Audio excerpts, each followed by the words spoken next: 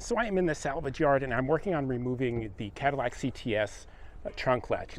I already loosened up these clips. So there are these clips along here that you'll need to loosen up, especially this one. There's a center one here that's kind of larger, so you pry him down. And I only remove just enough to get access to the latch. You'll see that there is an electrical plug, and you can just kind of pull up on that and pull that out. And then there's two 10mm bolts on either side. Grab whatever 10mm you have and just remove those. There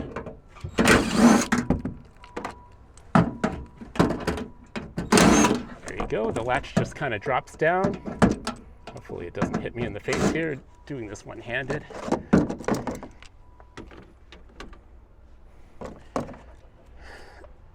Okay, there you have it. This one's missing its plastic cover. I will have a link to eBay as well as the OEM part number in the description. We'll see you next time.